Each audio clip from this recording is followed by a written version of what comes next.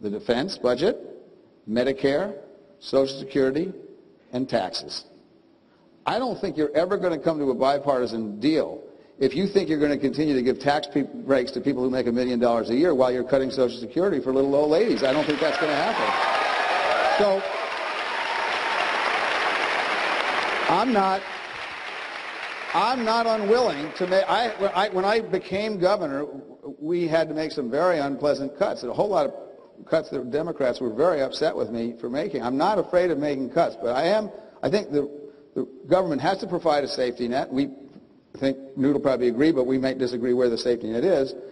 And I think government's got to provide for a defense. The Secretary of Defense thinks we can cut some money out of there, but I also think that we ought to go back to the tax rates where they were under Bill Clinton, which is one of the reasons why Newt Gingrich and Bill Clinton were able to balance the budget, because one of the reasons that the Speaker got himself into power was because Marjorie Margolis Mezvinsky cast the deciding vote to raise taxes on people who made a lot of dough. Those tax rates were what I would argue helped us balance the budget. And I do think the Republicans get a lot of credit for it as well. Finally, there are Republican tax policies that do make sense.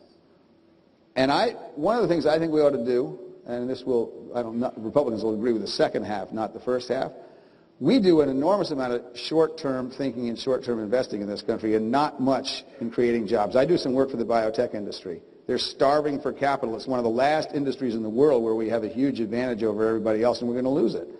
We ought to disadvantage short-term investment. You can't convince me that the banks investing in credit default swaps does a damn thing for the economy, except for maybe the president of the bank who would get an extra $50 billion someday for the shareholders. That doesn't help the economy. What helps the economy is investing in opportunities, in biotech, in things that create things. We need to make things in America again. I'd get rid of all the preference for capital gains and charge them full income tax for 3 years and then slant it down so if you invest for 10 years, you pay zero tax on what you earn. That'll get people to invest in long-term things that create jobs. There are other tax programs that we can use. I'm not afraid to use the tax codes to create jobs, but I want to incent real jobs that mean things to people so America can be great again and get back in the manufacturing industry. If we don't do that, I think all the banking jobs pushing around paper and with short-term maturities doesn't do anything for that. Do you want to respond directly to that? Well, there are a couple places that I just think are interesting. I mean, first of all, to describe taxes as the fourth pot implies that the money belongs to the government. The money doesn't belong to the government. I mean, if you go out and you work hard and you do the right thing your entire lifetime, by what right is it the government's money? The government should get that which it absolutely has to have, but when you're dealing with a generation of politicians, and I agree both parties were wrong. The Republicans lost in 2006 because people got tired of them spending like Democrats, and unfortunately they then elected Democrats who decided to prove they could spend more than the Republicans were spending when they were spending like Democrats. But the fact is, if we had, I think you can get to a balanced budget without raising taxes. I think you get to a balanced budget by doing smart things in smart ways. If you want to compete with China economically, I'd go the opposite direction from Governor Dean. The Chinese have zero capital gains tax. So if you're a successful person anywhere on the planet and you say, gosh, would I like to drop my money off in America where the government's going to grab it, or would I like to put my money somewhere where it's totally safe and nobody's going to tax it? Guess where they pick? If you really want to help, and I agree with him about helping the biological industries, which are the great opportunity, frankly, also for lowering the cost of health care by getting the kind of breakthroughs that allow you to eliminate whole classes. I mean, if you could get regeneration of kidney cells so you didn't need dialysis, that's $28 billion a year, almost the size of the National Institutes of Health budget. If you could get breakthroughs in Alzheimer's, that is 20 trillion, 1.5 federal debts between now and 2050. And so I'm very attracted to this. But that means you got to fundamentally overhaul the Food and Drug Administration. I'll just give you one number to show you how deep our problem is. In 1999, a doctor at Harvard grew in regenerative medicine 7 bladders for children and from their own bladder cells and put them back in the kids who had a rare disease that was going to kill them. Those children are all alive. They're 12 years later, they're all alive. Those 7 bladders grown under an academic protocol from the Food and Drug Administration cost $7,000 apiece. They then transferred it over to the commercial division because Harvard wasn't going to produce bladders for the world. Under the commercial provision of the Food and Drug Administration, the next 16 bladders cost $6.6 million each. Totally artificially created by the federal government. I mean, the kind of stuff that, what it means is, and I agree with Howard, what it means is all new implementation of regenerative medicine is going to be outside the United States because the Food and Drug Administration is so destructive. So if you really want to compete with China and India and Germany is important because Germany has a 50% higher wage for manufacturing workers and has the lowest unemployment rates that since 1992. So they have figured out a model where you can pay people a lot, compete in the world market, and do very, very well. It's a model we should study. If you really want to do that in your generation, you have to reform 7 areas: litigation, regulation, taxation, education, health, energy, and infrastructure. And it's going to be that hard, and if you don't reform all 7, you will not be competitive with the Chinese when you're in your middle age. I love Germany as a model. They also have universal health care and universal child care. Bring it on.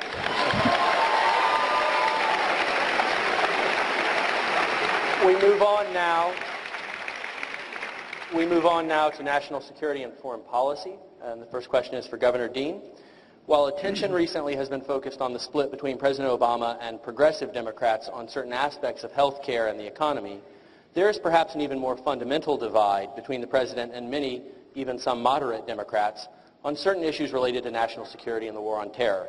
The President campaigned in direct, vocal opposition to Bush administration policies on warrantless wiretapping, extrajudicial renditions, military tribunals, and indefinite detentions.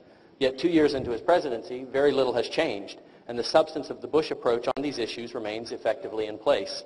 Does the President still represent the Democratic Party on these issues, or should Democratic leaders outside of the White House be more vocal in their opposition to him? Look, let me explain it this way. I was very proud that the President, when he was campaigning, said that he would close Guantanamo, because I think Guantanamo, look, what Newt said about the Constitution is really true. This is an extraordinary country. I don't think it's an extraordinary country because an individual American is a better human being than an individual European or African or South American. It's an extraordinary and exceptional country because we have an extraordinary founding documents which set a high bar of idealism which is different than every other place in the world. That's true. That's why people are aspirational about this country. So that Guantanamo represented a symbol that there were going to be exceptions to that extraordinary human rights document that's the Constitution of the United States. But here's what happens, and I know a little bit about this just because of being governor. You campaign on these things, and I agreed with the President. We should close Guantanamo. And then when you get to be the President, that's what's changed. What's changed is the President is now President Obama, not candidate Obama. This would have happened to anybody who runs for President. Suddenly you get in the presidency and the director of the CIA or somebody like that and comes and says this, something like this. Well, we've got these 150 people in Guantanamo. We can probably let 30 of them go. But the other ones, if we try them in the United States, we have to have an open courtroom to discuss all this stuff, which means that we have to basically out our entire Afghan or Pakistani intelligence operation, all the informers. They're at risking their lives and they're risking the security of the United States, and it could be more easily another attack. Now what do? Now you've got the constitutional principles, which are incredibly important, but you've also got the safety of the country, which you're charged to defend. That's what has happened. I'm willing to cut the President a lot of slack on Afghanistan, which I never had a problem with in the first place because they harbored people who killed 3,000 Americans, and on the civil rights stuff, even though I think Guantanamo is a terrible symbol for the rest of the world. If it's a matter of national security, we're going to have to do it. It's a bad idea. I wish it had never been started. I don't think we ever should have had it, but we did. And now that we've inherited it, it's going to be incredibly hard to close it. The other thing is I continue to believe we never should have gone into Iraq, and I'm delighted that we only have 50,000 troops. The President's keeping his word, actually keeping an agreement that the Bush administration signed. So I don't have a lot of problems with the President's foreign policy. There are those who do.